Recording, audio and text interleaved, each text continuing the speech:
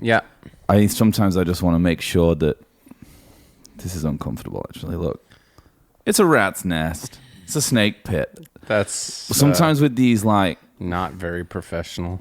Yeah, I mean that's the issue. Is sometimes with the cabling, I want to make sure it's working. Well, yeah, that's what you need a studio runner for. Your level is low. I'm going to listen on headphones for a second here. My level's low? Yeah, it's pretty low. Yeah? How's that feel? Check. I was thinking, no, it's working. It's working now? This is what Justice told me happened when I did his pod. Yeah? We got a little bit of interference here or something? No, we're great. I just kind of, it was a bit of a bit. Oh, you were doing a prank on me? No, I kind of wanted to sound check live. I kind of wanted it for the fans. Have you heard about this thing at the Armory Studios in Vancouver where there's like some kind of interference going on? Have you heard about this? So like all their microphones, when they set up a mic, have this crazy like swirling noise. Like it's like in Havana, where all those people think something psychologically is happening. And there's this article, and they're like, we're losing business. People are walking out. It's like, these people demand the best. The best. I mean, I've recorded at the Armory. It's like, it's not the Pump Studio, but it's like living on a prayer, like that kind of energy. Right. Big SSL console. Oh, yeah. No, and so... They demand... it's only about 2 seconds away, isn't it? He's like, these people they demand perfection. They demand precision. Yeah. And he's like, they're walking out. Yeah. The article was hilarious. And then, so what it was is that Shaw had put up a tower. Fiber optics. Put up a tower outside. And they were like, and Shaw refuses to admit that's what's going on. They won't acknowledge it. Yeah, and then Shaw shut down the tower for like 2 hours, stopped. It's an Aaron Brockovich moment. It is. But so now they're in this big battle. Shaw won't legal admit it. battle. And the best part is there was you could just talk a little more about the Armory for a second, will you? Because I want to read you something about that. I've recorded there one time. I can't remember the context in which I was there, but it is actually really close to our house. It's like a 10-minute walk. In fact, we could go get a spot of lunch down there. Where? Like, we could go to Les Amis du Fromage, since we're doing a kind of Villefranche south of France energy. Close? Yeah, it's just down there. We could go get some cheese, a baguette. We could pretend that we're at Keith Richards' Gestapo Eagle's Nest house in Burlier-sur-Mer or wherever it is. Well, I can't find it, but... Nice bit there, dude. Nice. But I remember what it was, because it was like a comment. They were talking about the sound, and a commenter was like classic sort of like Brooklyn. They were like, this is obviously just studio negligence. Yes. Everybody knows that these type of interference will be captured on any microphone worth. And they were talking about how you need they were like, I don't know what they were thinking. Firewalls. Not building there's a name for it as well. I was looking it up. It's like an aluminum cage that you surround your studio in. 200 cubic feet. Cubic yards. And I intend to enter that chamber. But it was just all these people with this one person. It was like, unbelievable. Obviously, I mean, I can't even believe that the engineers call themselves engineers and they aren't able to diagnose this issue. To create an FM AM frequency reduction chamber. These types of issues have been going on in recording studios for decades. Ad infinitum. Yeah, that's what it was. To not build, it was called like a fracking cage, is just pure negligence. Pure and at this point, a legal issue. Yeah, on the point of the architecture and engineer of the studio. Frankly speaking. Yeah. Can I speak frankly? They are not worthy of calling themselves a world-class recording studio without a protective fracking cage. Attenuating FM chamber.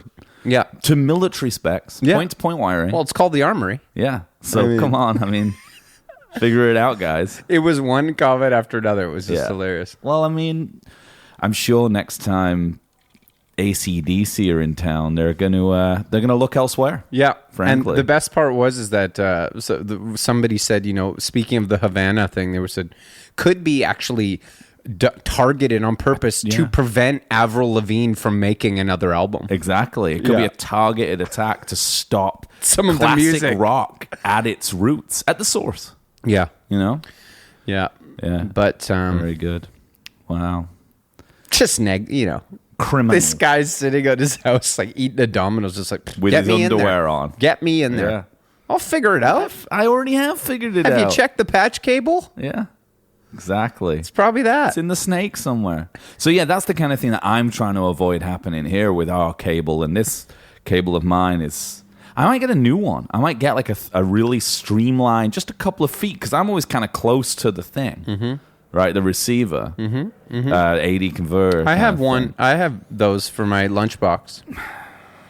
Yeah, well, I mean, I'm not talking that small, but I do have one that I try. It's in my closet there, and I tried to use it. I've got loads in there. I should just get one out, but that would almost be like an extra 2 minutes. I could be researching exactly the Stones Exile. Extra on 2 Main minutes, Street. or the only 2 minutes in my case today. Well, you didn't today because you were too busy with. You've got a real issue. I've got a serious No, it's not a serious medical you issue mind talking at all. about it? No, not at all. I don't actually have it yet, but I was beginning to develop what's called goggle eyes. Not to be confused with googly eyes. Or Google Eye augmented eyewear. Yeah, or the Google glasses, or googly eyes, the little things that you put on things that are I know cute. those guys. Yeah, or just to humanize like a fluffy animal. Fruit. Yeah, a piece fruit of solo. Yeah, exactly. No, it's called goggle eyes because I swim a lot in the pool, and the goggles are really tight around your eye socket. Certainly have to be. Suction. Yeah, you would assume. It's kind of a suction thing. And I swim so much that I noticed the other day that I was like, there was like a red ring where the silicone is on my eye. That'll be the police probably going to deal with that targeted armory attack going past there. Sorry, I mean, anyway. something's going on. Yeah. And so I was like, well, that's not good. So, but I was like, it'll go away. But you go on the internet and look it up, and it's a major issue with and swimmers. People aren't talking about it. Nobody. It's another Aaron Brockovich. There's no warning on the goggles label that literally it can be permanent when you get older, and you have to have surgery to fix it. To fix goggle eyes. So I spent the entire morning going around to swimming stores trying to find. Well, because your mental health, it's radical self-care, the swimming for you. It is. You need to be in that. It's pool. my church. Yeah. It really is. I love it. It's an outdoor pool. It's costs nothing to go. I know this. And it does cost money, though. No, actually, not for me because I'm broke. So you just say you don't. There's a thing in Vancouver called the Leisure Access Program that if you make less than a certain amount of money, which is actually, it's not like really low. It's poverty line stuff. We're always below the poverty line. Yeah. It's a goddamn impossible way of life. Exactly. We're going to change that. You literally apply and they give you, and I can go to any community gym pool for free in the city. Come on. So that's why I go. Yeah. Yeah. I've been there. Yeah. Living on a thin line. Kinks. There's a Kinks lineage, the piano player on Exile. Oh. Nicky Hopkins. Yeah. Of course. Yeah. Kinks lineage. Oh, yeah, totally. He played on everything. Yeah. Oh, yeah. I've Nilsson been everywhere, too. man. Trident. Yeah. Herbie Flowers. He was a Trident guy. Yeah. I think he's on some Bowie, too. He's on it all. He's man. everything. But Kinks especially because Ray used to like to pass off that he'd played the piano parts that Nicky played. Yeah. All the harpsichord stuff. But fuck, he rips on Exile. Oh, dude. Yeah. All the way. I'm thinking of Love and Cup. Oh, yeah. When that starts up, dude. Right off the top, first song he's ripping. Oh, yeah. 100%. Sweet Virginia. Rocks off, dude. Rocks off. When I first put that on. Some of it must be Billy Preston, though. Some of the songs. Yeah, he's around, right? Oh, well, they recorded more organ probably they get him on. Famously. Yeah. I mean, if you got Nicky and Billy, probably get Nicky on piano and Billy on organ. That's what I do. That's what you'd do if you were running the session. Yeah. Wouldn't have been a fun job running this session, I don't think. Who produced it? Is it Glyn Johns there? No, but I think they employed the Glyn Johns technique. I can only assume. I think they just had engineers. It's like Andy Johns. They're all called Johns. Yeah, Rob Johns. We're going to get in trouble for not knowing this stuff something, I think. No, that's fine. But no, I think they just had a bunch of engineers that they worked with, whipped around and that couldn't sleep because Keith didn't sleep because he's a vampire. Well, no, he slept. Actually, there's a really, really funny quote about it. this because, like, yeah, Keith Richards would just like, yeah, Keith, he'd sleep a bit. Well, no, he doesn't. Say, I've been thinking about it because that's Herbie Flowers, and then Herbie goes down. And Keith's a bit. He's not a gangster, so he's more like he's actually quite posh.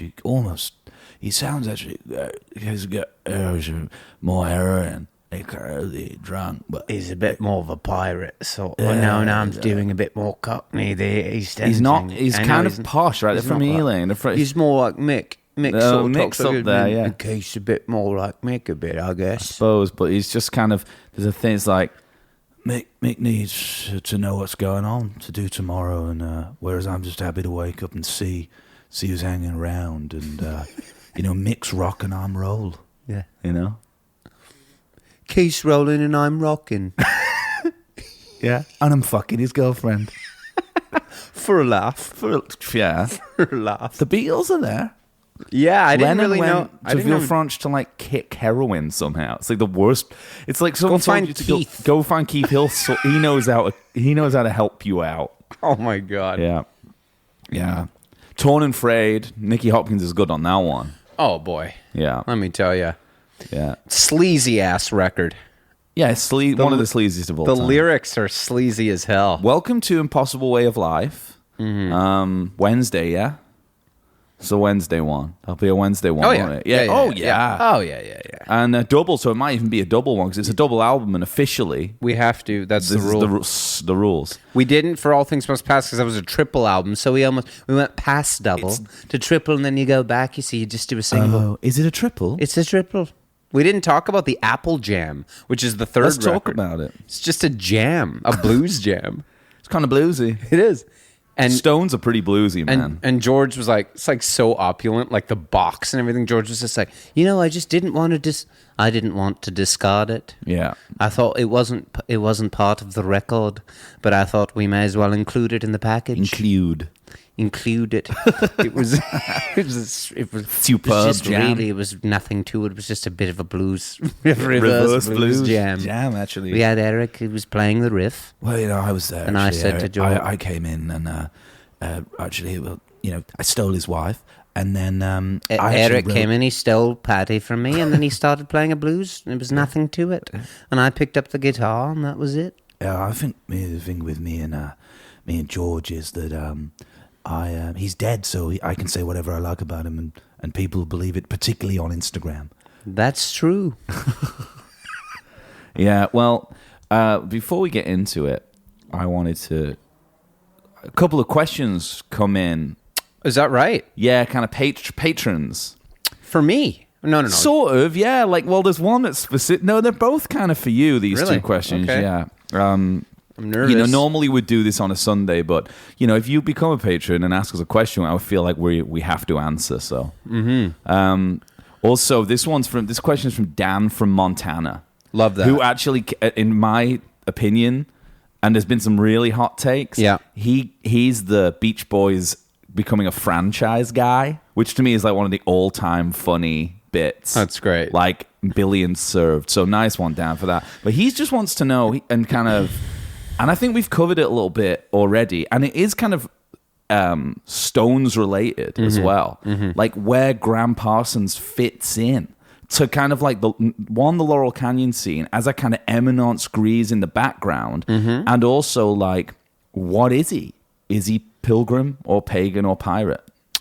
Oh, well, that's obvious. Is it though? That Graham began as a pilgrim. Yeah. And his intentions were pure. Yeah. And then he got mixed up with Keith and turned pure pirate, and never recovered from his sojourn on the high seas. But then pagan energy, burnt his body in the desert and shit. He's kind of the trifecta. A little bit, yeah. I think the pagan stuff is more surrounding him. He was shrouded when he was burnt. Probably, he was in a shroud. I think that burning in the desert's pretty piratey too. It's almost like a burial at sea kind of thing. You know what I mean? Yeah. Like, and once he got in with the bikers and stuff like that, Yeah. And his role in Laurel Canyon. I mean, I don't know enough about his initial We covered it in the Birds Arrival pod. in LA, but yeah, he was in the Birds, obviously. And he's certainly, like, if he is a kind of Dick Cheney, Rumsfeld, Eminence Grise kind of character, in that he just seems to be around on all these things, he's from a military family. He's like one of the PSYOP guys. Well, that's what I was just going to say, is that Doors is definitely a partial lineage, because like they played the Troubadour a lot, Burritos. Yeah. And you know, he's kind of biker. I think of him as like a lot of like biker energy. He's kind of more in the Doors. Yeah, he's in the Doors vibe. scene. Then I never would think of him as ever hanging out with like John Phillips or Joni. No. Even though he's country, and that's where it gets a bit confusing. It does, but like it's country in a different way. He's down on the Strip. Yeah. He's not up in the canyon. Well, we have to consider that David Crosby left the group and he joined. Exactly. So then Crosby split off with Joni, and the Birds stayed on the Strip. They stayed on the kind of rock on the Strip. Yeah, on the kind of the dark. We had a name for this at one point. Right. It's like it was hippies versus clowns or something, or vampires. Yeah, I think it was hippies versus vampires. Yeah, and they're kind of in the vampire group. I think of the Burrito Brothers in the vampire group, and then that was cemented when he started kicking it with Keith. That was dementedly cemented. Yeah. And he never recovered. Which Jagger had a lot of problems with. Yeah, well, he was jealous, isn't he, Mick? Jealous, yeah. Well, and a control freak. I thought I was writing the songs with Keith. That's all. Keith and me. Keith, me and you write the songs, not Graham. Get him out of here. Yeah, and they had their minions do that. Yeah, in Nelcut. I think he was jealous of because Keith was super into country. Yeah, and Graham obviously knew every song. Yeah, was the guy. And Keith was just like wanted him to like teach him about it. Yeah. Plus, they both really liked heroin, and I think Mick was trying not to party. And had loads of money, right? Like trust fund money too. Like Graham could party because he could call his daddy. Yeah. Well, his and dad he just was dead, left. actually, He did that. He just left the Birds on the middle of a tour to do that. Yeah. Such a jerk. Hillman was pissed. Hillman like attacked him with his guitar. So do I. He's the only good guy in this whole thing. I know. He's the only one. And apparently he's still gold standard playing just like normal gigs in LA every week. I know. Just go and see him. Luke's probably I want to go see him play. He's probably doing more kind of skiffly bluegrass stuff. Yeah, he does with that guy. Like he's some guy from the Mike knows. From the Desert Rose band. Yeah, I know. All that stuff. I know. Yeah. He's kind of into I'm sure it'd still be great, though. Tip back a couple of Millers. Watch that. I'd have a great time. God, a couple of tacos, street tacos afterwards. Just watch Straight Hillman to on Jumbo's afterwards if you want to get dark. Hillman on the Mando? Oh, I'm there. I've been there. I would go. Uh-huh. Yeah. Are you talking about is it like... Herb Peterson or something. Someone Peterson. Not Doug Dillard. He used to play with him. but it's not whole scene. Yeah. It's, it's more Mike's scene than my scene. Yeah.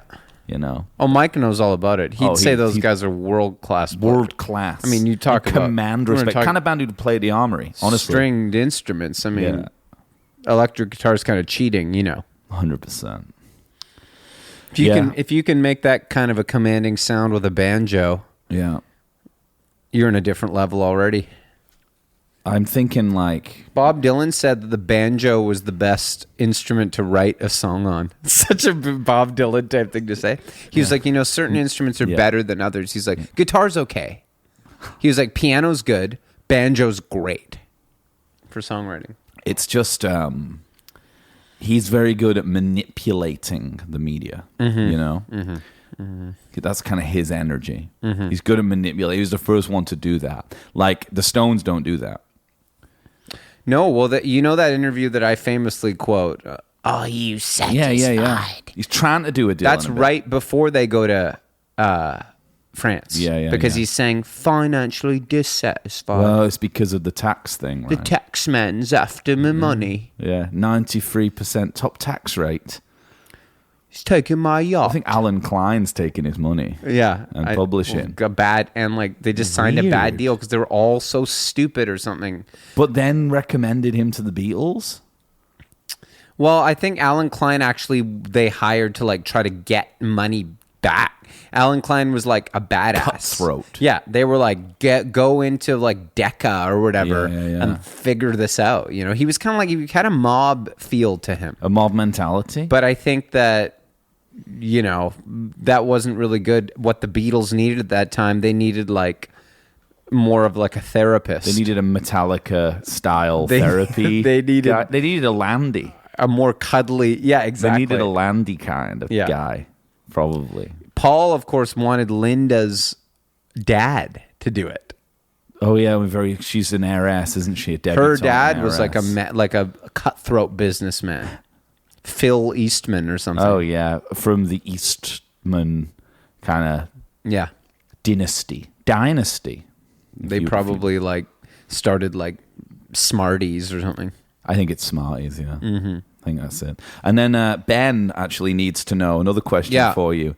He needs to know, he said. Do you like Sufjan Stevens? Oh, like when in an indie dance party style way? Little twee for me. Yeah, you talk about twee. But I did like it at the time because, as you know, I went through a twee phase. Twee phase, for sure. When I worked at Zulu, I did like a lot of that music. Yeah. When you were kind of in your like Zooey Deschanel mixtape, was Sebastian. That on the Zooey Deschanel mixtape? Like someone from like Illinois or something? No, because you know I knew she wouldn't like that. So really interesting. Yeah, like she was kind of exploring the 70s then, wasn't she? Yeah, and like kind of 1940s sort of like croonery. And you wanted to like like you felt that you could like let her know about music she didn't know about. Yeah, well, I put like Sarah Vaughan and stuff like that in there. You know what I mean? And stuff from like. Really beautiful, like romantic stuff. You know what I mean? Yeah. Yeah. And then I'm still waiting for her to respond to the letter that I put in the tape, too. Yeah, it's amazing, hey? Sufjan Stevens, though, I mean... I thought you'd like the God thing because of Dylan. Because the God thing always throws me off with all the God one people. Yeah. No, I wasn't a massive fan, no. I preferred... Iron and Wine. Iron and Wine, my sister loved, so I went and saw them a few times. Nice. Had a good time. Yeah. Calexico. I know a lot of that music from that period. Oh, wait till we get to that stuff. Yeah. In like 3 years. It's going to be good. We'll have to build up a whole world around those people. The Shins. It's funny, Trevor Spencer, friend of the pod, was telling me when he listened to the Tusk episode. Oh, yeah. Part 1 or 2. And he was like, hot take. He was like, Tusk isn't good. No. He said Fleetwood Mac are overrated. Interesting. And I was like, I don't know. I was like, they're good though. And he was like, can't make it through the whole album. And I told him the thing about how he needs to eat a bunch of mushrooms and sit around a fire because that's when it really spoke to me. Smoked you out. That's when it really smoked me out. It did. Yeah. Well, and I forgot to say this on the Tusk episode, and I wanted to say it. We didn't talk about it. Was that actually in those moments, Stevie's the one that gets to me. It's like Storms. Yeah, but she's celestial. Songs. Yeah, those when you're staring into, you see things, and she comes out. Yeah, great take actually. Hour, and you're like, she's good. She sounds throttled on coke too. Just throttled. She can barely sing. It's good. Sounds good. It is good. Well, it's actually a nice thing about Exile too is how they bury Mick's voice a little bit. It's not. It's kind of. It's so you don't really need to know what he's singing or saying. He sounds throttled too in a good way. Well, exactly, and it's like, but it's like the guitars are like kind of louder. But wait, before you continue, so I said that I wrote back to Trevor, and he was like, "I'm just in my studio right now recording with a prominent indie folk artist, who's I can't reveal who they are, but he agrees with me. You're gonna reveal it on. I don't know who it is, okay. But he said, and he agrees with me about this issue. And I said, "Ooh, prominent folk indie artist." I was like, "That sounds pitchforky," and he was like, "Exactly, yeah." Pitchfork. There's folk people still big on Condé. Well, no, I think Pitchfork? the person maybe they were in like a Fleet Foxes. Oh, they were, but now they're a Pitchfork. Now they're NPR loved group. He said so. Group. Well, I don't know if he artist. He said he didn't let too much slip. Okay, well maybe we shouldn't talk too much about it then. If he's protecting the sort of professional, the opinions of this professional musician. Well, I mean, I think as we've talked about recently, you have to stand behind your opinions on music. Yeah. I think because it's fair game amongst friends, amongst people in the biz. If you put it down. If you make a statement like Tusk isn't good, quite frankly, we're going to have a serious conversation we're probably about that have to do an episode in public. And maybe we need to get this joker on the show. That's what I'm saying. And air out our grievances live. Yeah. Man. Amen. That'd be cool. It's funny though how we are like the press now though, that people can't like reveal, because they're like they might let it loose. Yeah, it's pretty big. They're like, is this off? He said to me, is this off the record? Yeah, it's off the record. Can I speak a deep throat style stuff? Is this off the record? And I said, you know what I said? Nothing's off the record. Oh right, okay. Yeah, yeah. You can't be trusted. No, but you need. I'm in too deep, man. Well, yeah. I mean, we know. Not to mention, I don't do any research, so I need something to talk about on the show. Yeah. Paul McCartney and Ringo Starr dropped by the Nelcote in Villefranche-sur-Mer. It's nice down there, and I fucking wish I was there now. Remember when you went to that party in the south of France and Leonardo DiCaprio was method Shutter Island? At Cannes, yeah. I mean, that's just a bit west of where they were. Yeah, I've been to where they were because I have family there in France. You can't really see it, can you? I've seen it from the water. I've been down there and seen it. They've driven me through the hills and shown me. My uncle Philippe is a painter, and he did a fresco on a hotel right there. Nice, yeah. At Cap Ferrat. Yeah, Cap Ferrat's gorgeous down there. Yeah, a bit expensive for the likes of us. We just drove around. Yeah, you can't really do much. No. It's where David Beckham wore a skirt one time, famously. Well, that's in Ez. The Beatles used to holiday there a lot. Yeah, I mean, there's a hotel there, beautiful. Yeah. You can walk around. Yeah, it's beautiful down there. I've been there. Yeah, a little pricey. Probably a little pricey. Well, you just go. What you do is you take the train to Ventimiglia in Italy, and everything's cheap as chips there. Yeah, and there's a on the Côte d'Ivoire, there's a beautiful hotel that used to be F. Scott Fitzgerald's house. Yeah, and there's a beach there. You could just go in over the beach, and what you do is you go up. It's great. You just go up and you sit and look at the ocean. Just have a beer or some fries. I like it that you called it the Ivory Coast there instead of the Côte d'Azur, but it was kind of cute that you did that. Oh yeah, Ivory Coast. Where's that? England? It's certainly a country in Africa. You spent too much time finding goggles. Maybe your goggle eyes are actually you're just kind of free associating, which is interesting because they wrote Côte d'Azur. Yeah, they wrote the Gold Coast. They wrote. Ivory, I know. Yeah, similar. Both expensive things. French. I don't speak French. It's French. It's all Greek to me, man. I don't know. You know, they did a cut-up technique, William Burroughs style. One of the songs. Don't know which one it is. I think it's Casino Boogie. Mm-hmm. They did it. He was there. Everyone was there. Faye Dunaway was there. James Caan, for some reason. Everyone's there, man. Well, I guess everyone's holidaying and maybe they're at Cannes. They're all James at Cannes. Caan and Faye Dunaway are at Cannes. James Caan is at Cannes. Nice. Yeah, he probably is. No, I definitely saw Leo there and in Cannes and. You went to a party or something. I didn't get into the party, but to be fair, neither did Adrian Brody. Yeah, you kind of have an Adrian Brody energy, so that makes sense. A lot of people didn't get in. It's funny. We were talking last night though about your New York Jew filmmaker aesthetic, right? So you would have thought you'd get in with. Did you just dress like this? You like Jimmy Iovine today?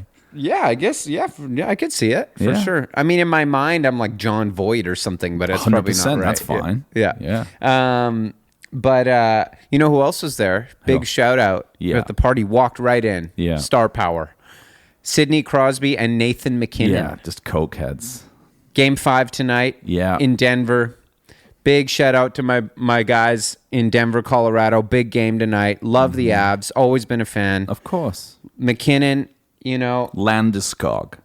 Burakovsky, is he still there? Burakovsky's playing great. We got Cale Makar. Cale Makar, best player in the league. Yeah, Stick amazing. handling like a forward. Amazing. Yeah, amazing player. Yeah. This is going to make no sense to We got Mikko Rantanen. Certainly, James, my other friend James, calls him backhand Rantanen. Nice.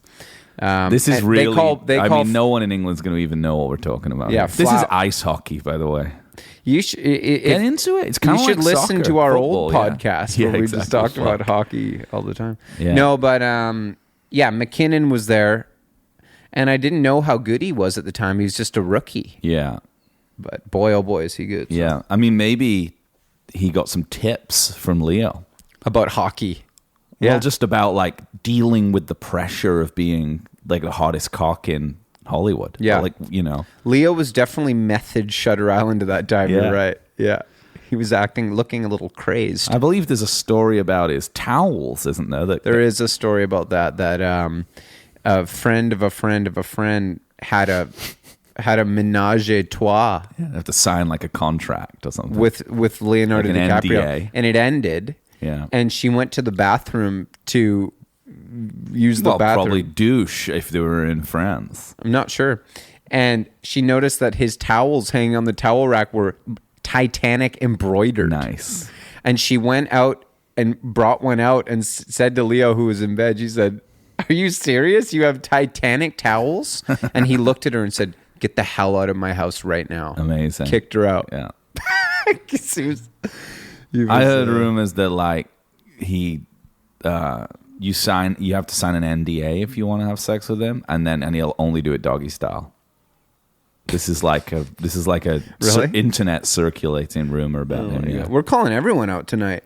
I mean, I'm trying to do something positive here. I mean, I don't think there's anything necessarily wrong with that. You get your kinks the way you get them. You get your kicks on Route 66. I mean, I think it's funny when people talk about the Stones making Exile. The sort of the main book on it's called like, you know, something about like hell, like descending into hell. I'm like, it sounds great. Mm-hmm. To me, it sounds like the best party. Sure, there's a lot of like heroin, but you don't have to you don't have to get deep into that. You can just like drink. Go down in the basement where they're just making music. Like the Gestapo swastika basement. Apparently, it was like famously used. The house was used as like the headquarters of the Gestapo in occupied France. Yikes. Which to me is really confusing because I was reading this and it could be. Listen, my history is not too great, but I was under the impression that it never was occupied, the south of France. Like the south of France was where the resistance was, and they never occupied it. So it could be one of those like Frickian things that like you read in all these like different interviews and stuff, but actually it wasn't. But they came in through the Ardennes forest, right? Yeah. I always remember the Maginot Line. Yeah, and cause that was the one place where there was no, they weren't guarding because the Ardennes forest was so dense. Yeah. And that's where the German army broke through. Crafty, yeah, very crafty. Efficient. Yeah. Efficiency. You see, we are blitzkrieged right through there, didn't they? I wonder how Vorman, felt in this studio. Seeing all those, he's part of the silent generation, you know. They didn't talk about it. They didn't even know it had happened. Oh, yeah. He's a very, very sensitive man. Yeah. I'm sure But in terms of the party atmosphere, I was thinking you can like, people are saying like descending into hell. Like, you got like Anita Pallenberg, like shooting up a 14-year-old, like giving her, and that's how they, things like that. It's like, sounds crazy. And like, but like, if you actually think about it, it's like, just like Jagger, Wyman and Watts, they're just drinking brandy. Oh yeah. They're not like doing skag and stuff. It's Richards and like Taylor and Bobby Keys who are like, they're all doing the dope. The dope. I'm sure Mick's getting a little keyed. Yeah, a little keyed up. He's taking bit of speed coke just to stay. Because the schedule was so intense. It's practical. Yeah. They need him to be on. Yeah. Exactly. Yeah. And but you know that the Charlie Watts would be a chill hang. Well, I was saying that the funniest thing to me about that is that Charlie didn't stay at the house. No. He was the only one. He rented a house like a long way away. It's like 30 miles away or something. Yeah. And he was like, I don't. Graz maybe or something. Yeah. And he's like, I don't want to be a part of this shit. Nonsense. He's like, and he just literally said to Keith, call me when you want to record. Yeah. And so, but Keith would be up at night and he'd like, because the cool thing about the Stones, I always loved this, is that Keith needed Charlie. That's how he'd work out riffs. Yeah. Not with Wyman or Mick. Like, he'd need the drummer in there. Well, I don't even think Mick and Bill even play on this record, really. Not really. It's mostly just Keith, I think. And Charlie. Yeah. Well, actually, Charlie doesn't play all the drums on it. No, he doesn't. There is a producer. I can't remember his name. Yeah. He played some drums on Tumbling Dice. Jimmy Miller. Yeah, Jimmy Miller. Yeah. But so Charlie said that Keith would always be calling, but 3 I've got a riff, Charlie. Get over here, fucking hell! And he'd get up in the middle of the night and drive because he was committed to the project. He just didn't want to stay. I've seen that amazing interview with him that's Vom Cruise sent. Yeah. Where he's just like looking at, like, they're making like a video it's like an 80s video for some fucking bullshit. And like Charlie Watts got him in like a pink silk suit. And like they just like turn the camera around. He's like Mick and Keith are just like vamping like crazy and like just doing the face and the lips and shit. And they're like talking to Charlie and they're like, what do you think about all this? He's like, I don't know. And he's like 5 years of work, 20 years fucking about, hanging about, really. It's all right, isn't it? You think about that now, it's like 55 years of hanging out and 5 years of work because they've not made a record since then. No. I was looking at the Exile. That's amazing. The Exile remasters. Re-exiled. Exiled again. Yeah. Banished. Yeah. And like, I think that like, because Mick doesn't like the record, right? He's not into it. Yeah, because he was kind of, it was Keith's thing. Mm-hmm. Keith's in there and like, I guess there's also the Sunset, because this sort of party continued in LA when they went there, and that's like Billy Preston and shit. Throwing TVs out windows with Mark Bolan and Neil Young and shit like that. Yeah. But like, and then like finishing songs like that they didn't, you know, so it carried on there. But with the remaster, it came out a while ago, like 10 years ago or something, I don't fucking know. Like there's extra tracks, and you can totally tell that Mick's like redone the vocals in like 2009. Oh no, it's brutal. It's like they're all old sounding shit, and then Mick like tuned up, like sounding like modern, and you know it's like it's probably the only way he'd do it. He's like, it's not his record. He's a control freak. Yeah, you know. Yeah, he's got happy, but on he's it. so good on it though. He is. Like probably my favorite record of Mick. I love his sleaziness all over it. Was he satisfied though? No. I love what about that lyric in the opening lyric to Tumbling Dice? Women think I'm tasty. I always thought that was the best. Women think I'm tasty, always trying to waste me. That's great. I mean, that song got finished in LA. What a tune, right? And like, it's so funny because you can see these interviews with like Mick, and he's like, as if it's like profound. He's like, you know, the words to Tumbling Dice, you know, it has an unusual structure, and the words very unusual structure. Yeah, we wrote them last minute, and you're like, no doubt, man. He's like, yeah, and we just wrote them last minute. Amazing. We got Burroughs in to do it. They always did that. He wrote a lot of lyrics last minute, I've heard. Well, yeah, like kind of. If Crosby had just figured out that little push to like write even words at the last minute, he could have been Mick. You know what I mean? Yeah. Because you can totally imagine being like, well, no, can I, no, only 'cause I'm crazy. That's what they say in life, that literally they'd get it down and then he'd go in the corner with a notepad and just write it in like 10 minutes. And I mean, they're good lyrics, but like they also sound like that. Yeah. Well, it's like, Tumbling Dice, for instance. You know, I was just talking to a black man on the street about gambling and dice, you see. Well, we were so near to Monte Carlo, weren't we? We were very near to it. And they Casino gambled. Boogie, same thing. Yeah, and they gambled there. Mm-hmm. Yeah, it's so true. You got to roll me. Sweet Virginia, though, like the sleazy, like, thank you for your wine, California. Like that line, it's like so stoned. It's like he's actually writing it on the spot. Like I used to picture him with a bottle of wine in his hand, just being like, next verse. Yeah. And that's something about that's so cool, though. Like, well, yeah, they are the best rock and roll band. It's just rock and roll. That's it. It's only rock and roll. It's a rock and roll record, and I like it. And they deliver. That's the thing about the Stones is like they deliver on their promises to be the best rock and roll band. They do. They do. So it's like, fuck it. Yeah. What can you do? Ventilator blues. Yeah. It might be about fan, right? It's about a fan. Not many people knew that. Down, you see, in the basement in Villefranche, you know, where we were recording, you see, I don't know, I'm Bill Wyman, I guess. because I don't know whose voice this is. You know, there was just a little one fan, just a single fan. It didn't really work. Exactly. So, you know, that's my favourite song because it's about our fan, you see. And no one ever done it. There you go. Yeah. It doesn't fucking matter. Yeah. They used to cut up newspapers. I didn't like being in France, actually. I missed going to the sweet shop and getting my custard and my PG tips. You had to order it, and then you have to deal. You know, then you have to deal with French milk. And they didn't have any decent tea. They had no decent tea in France. No. Champagne and all this mackety mack. Yeah, exactly. French beer. They're good French beer, in it. I like a it. Little kind of strong, little pichet or demi, a kind of little can be strong. Oh, listen, got a lot of those kind of like 8-9%ers. Yeah, I'm talking about Kronenbourg. Just talking about a little kind of stubby. Kronenbourg's, yeah, it's pretty good. You had some stubby red stripes going, didn't you? I did. Yeah. I just did it. Easy vibe. I loved it. Easy vibe. I just was like, I'm doing it. I love it. It had a great vibe. Oh, yeah. And like a kind of, did you listen to like Super Ape or anything? Oh, yeah. I love that. Did you put it on? Well, it was more like, Luke, he had red stripes the last time we did one.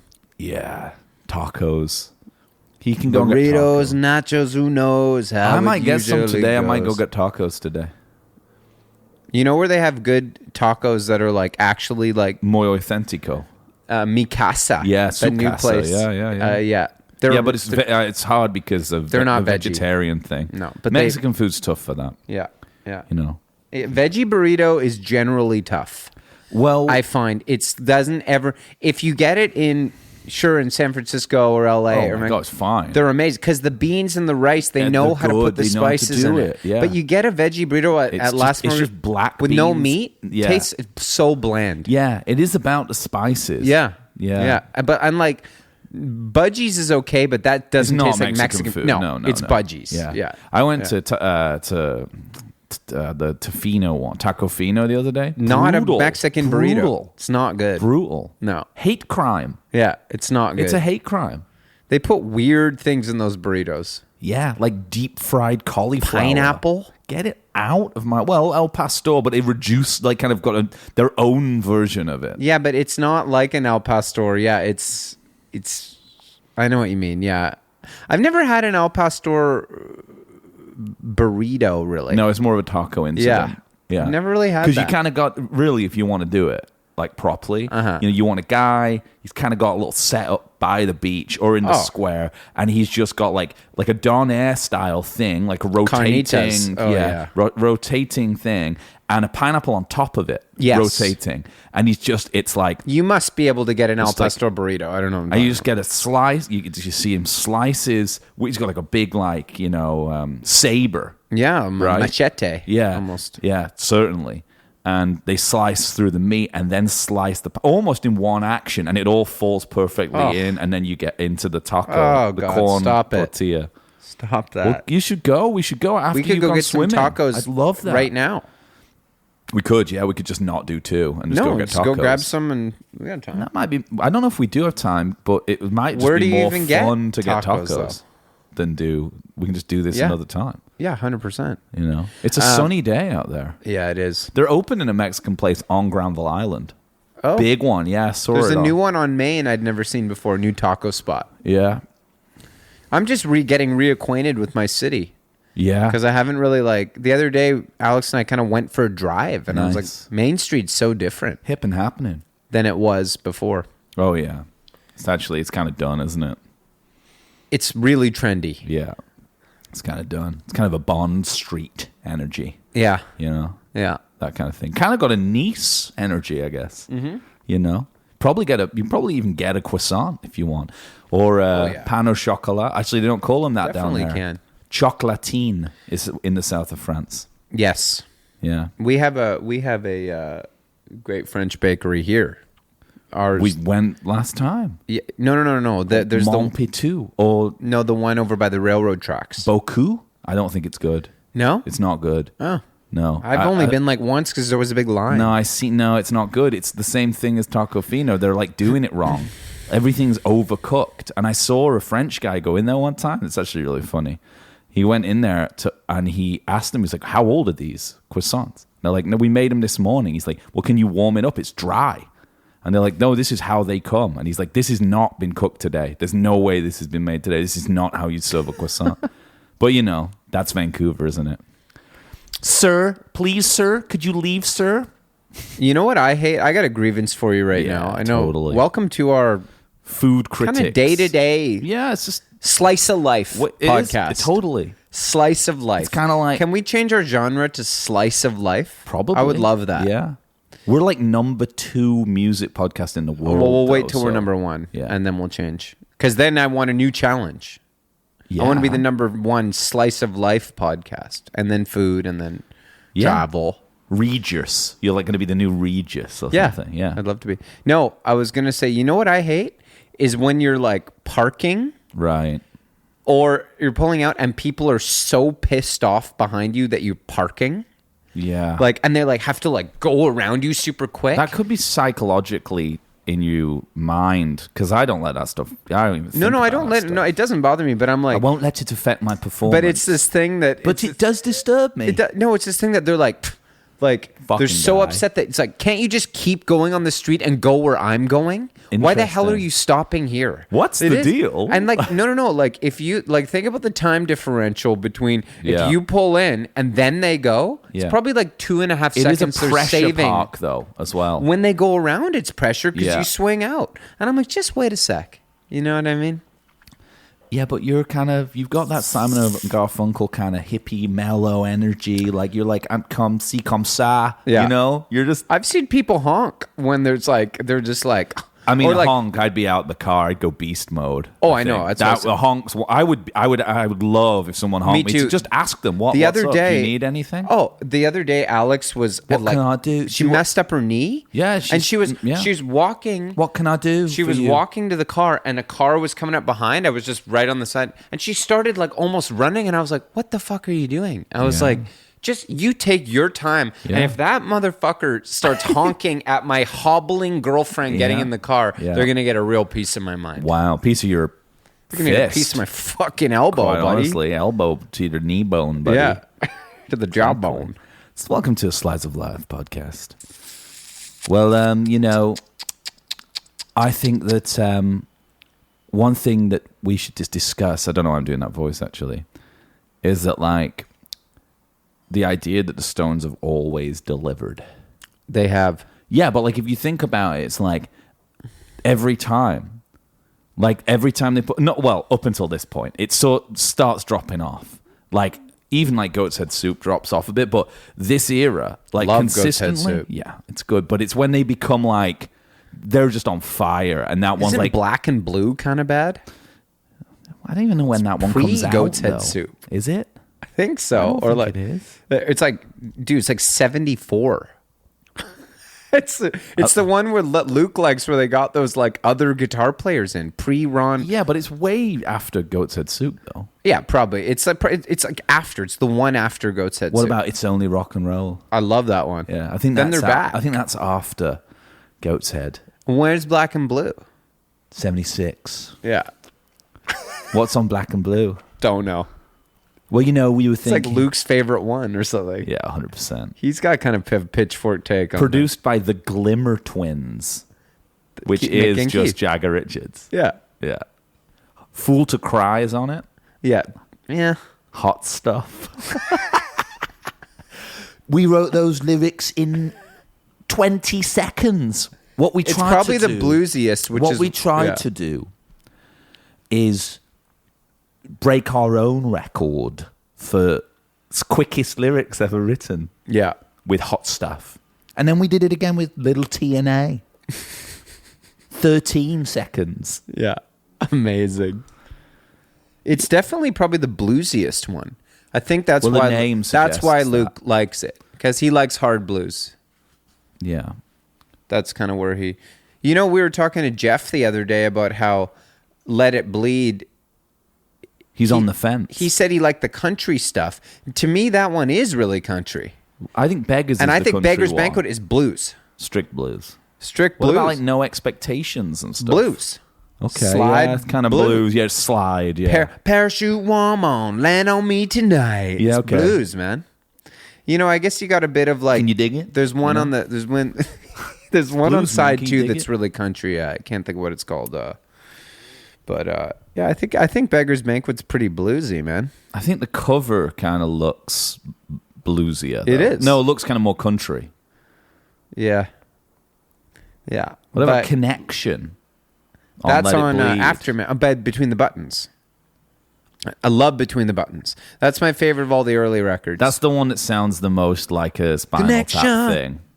I love She Smiled Sweetly. Oh. It's that's the Psych one, the Beatlesy one, in it. Ruby Tuesday. Ruby and stuff. Tuesday, Let's Spend the Night Together. Yeah. Calm, Cool, Collected. Love Yeah. that one.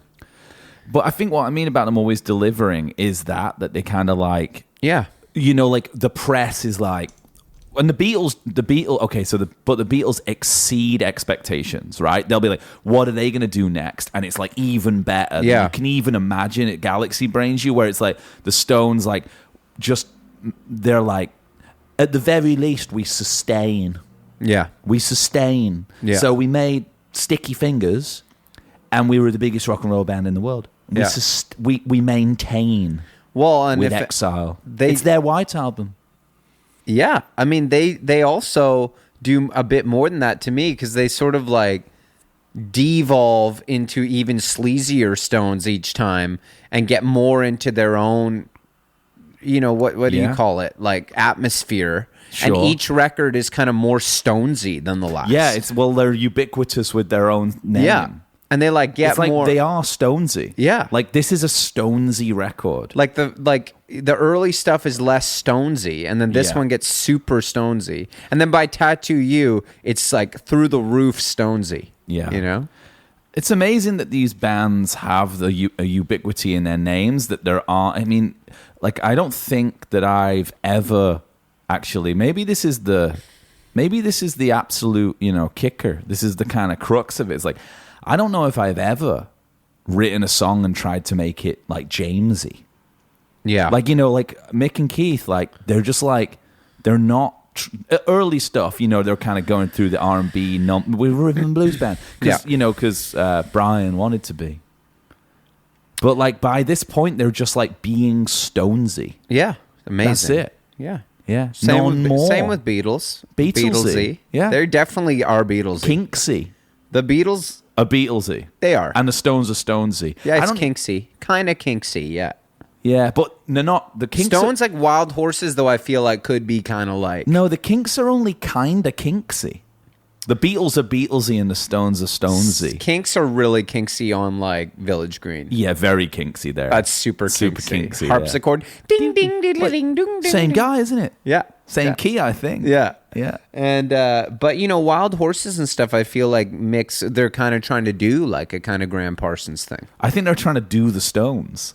Maybe a little bit. Maybe. Definitely later on, they're like, see, there is a cutoff point where like maybe it's But it's Stones, yeah. I know. no, but there's a cutoff point where it's like maybe it's like Tattoo You is even like after that they're trying to do the Stones. Right. They're like they're not Stonesy anymore. They're like trying to sound like the Stones, even though I they are see. the Stones. It goes past it Yeah, to the- they go past it. Well, and then by the 90s, they're really trying to do Stones. Yeah, they're just trying- Anybody sing Don't my stop. baby. Yeah, they're just doing the Stones. Just trying to do. Yeah, And then they're like, the only way to do the Stones yeah. somehow is to do a cover of Like a Rolling Stone. Yeah, To like weirdly. prove to ourselves that we are Rolling Stones. Because we don't remember Because that that we was like are. a hit in the 90s. They did Like a Yeah. Rolling Stone. And like, Yeah.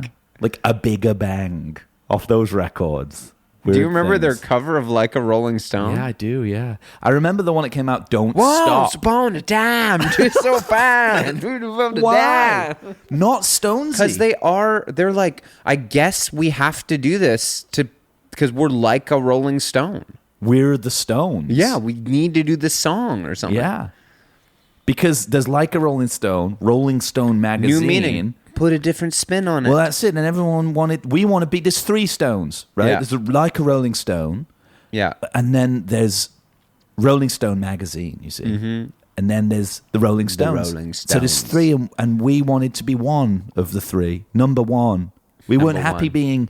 Sometimes we're number two, and we thought maybe if we did like a Rolling Stone and then got on the cover of Rolling Stone for doing that song, it would be like we'd definitely made it to number one. Well, it's just it'll explode.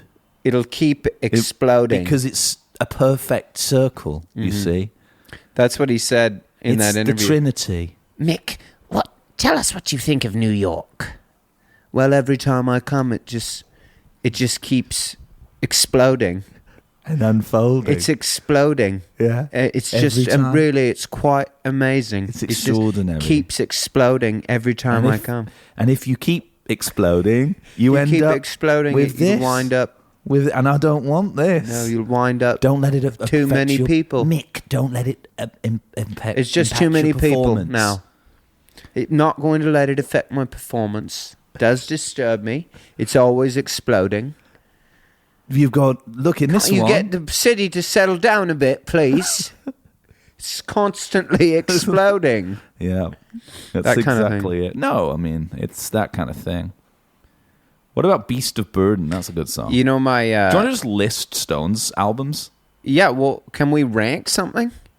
Yeah, we could finish with like ranking. What about? Isn't there a song on Exile called like Rank? What's it called? It is Rank and. No, no, I don't see anything. It's a lyric on one. I love it. Yeah.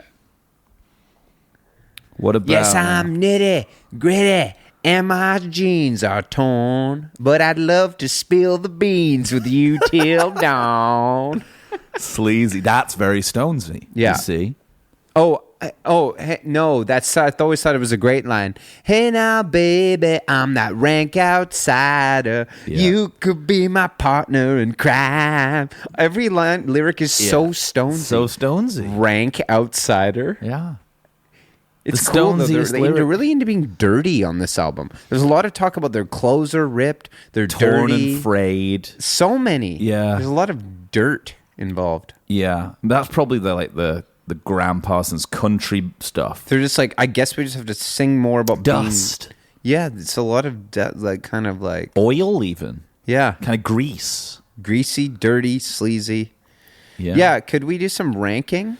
Yeah, we could do for sure. Yeah. Or do you have any rankings on there that we can rank the rankings of? Yeah, I could do that. You know, I was thinking as well.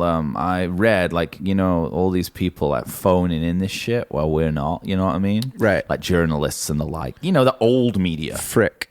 Well, the Frickian school. Yeah, Frickian school. Everyone says it's obviously been propagated as a myth at some point, and it's actually you read these things sometimes. You think these people clearly have no idea what music even is. Yeah. But I read in several different articles, in several different major publications, this idea that the recording sessions were plagued with problems. One of the main ones being the humidity of the Côte d'Azur caused the guitars to go out of tune. And I'm reading this and I'm like, that doesn't really ever seem like something the Stones cared about. No. And also, it's no more humid than anywhere else. Like blues. Well, as Luke mentioned, there weren't a lot of tuners then. Anyway. Well, that's when there wasn't even technical blues yet. No. Because we decided certainly little did. hark back to kind of last... no, it's coming up, isn't it? Last Wednesday. Is it? I don't even know where it's we're last at Wednesday. I've been a hot air balloon over here. Oh, yeah. Technically being a guitarist starts with the use of a tuner. Yeah. You know, being in tune. But the idea that that's something that's I read it and I was like, oh yeah, that makes sense. I'm like, wait a minute, it makes no sense. They didn't give a shit. No. They're just Stones. No. They're always out of tune. That's the whole point. That's not them. I can't imagine them in the studio being like, this humidity is stopping us from being bluesy. It'd be the opposite. They'd just be like, I don't care. It sounds great. He just makes up his own tuning, doesn't he? Very bohemian, yeah. He's got five strings. You see? Tunes them however. I learned that from, on tour with I remember showing Ry Cooder. Yeah, Ry Cooder. Yeah, Nice. totally. Do you know they used to do the thing, and Bowie did it all the time to write lyrics, where he cut up a newspaper. And that's what I'm saying. William Burroughs. They're doing the Burroughs method, the naked lunch method. Yeah. Yeah, they did it for the you lyrics. ever done that? I've never done it. What, the naked lunch thing? That's how Bowie wrote most of his songs. David Bowie. He does a good Mick impression. Yeah, I bet. Well, I look like you. What? Well, I look like you. I'm 1963, and we first met. The best. I love. One of the best. I can't really do my David Bowie. Well, right they're now. all so similar. These but guys. there's this great thing where David Gilmour's backstage. Oh, it's amazing. You see that? Well, Bowie, that's where Crosby is. Yeah, and he's like, oh, I'd love to tell you how I met Dave. How I met Dave. I was just a young 6-year-old boy, and my parents took me to see Pink Floyd. It's so funny. And David's like, 6 years old. He's kind of pissed with. Yeah, he's like, I think not. Yeah, Tosh, I think you'll get a good Rogering after this. I think not. Yeah, absolutely. Just a young whippersnapper. It was so good. Old man playing. Seeing these old, looking up at them, and seeing these old, and I saw, this is something I could do when I'm much older. It was beautiful. That's very good. We could rank, or we could really eke out the ranking. Okay. For another episode. Yeah, sure. We could do that because I kind of want tacos now. Yeah, let's go get some sunny tacos outside. and then rank. Yeah, guys, if you like what you're listening to, go and subscribe to our Patreon because there's at least 30 or something extra episodes. Yeah, there are. Now, what I was saying online the other day it's evened out. It's I can fully understand before how it seemed like there was really no reason to be a patron. Yeah. But now, if you actually do like our podcast, legitimately, I'm saying, if you like it, it's kind of worth it.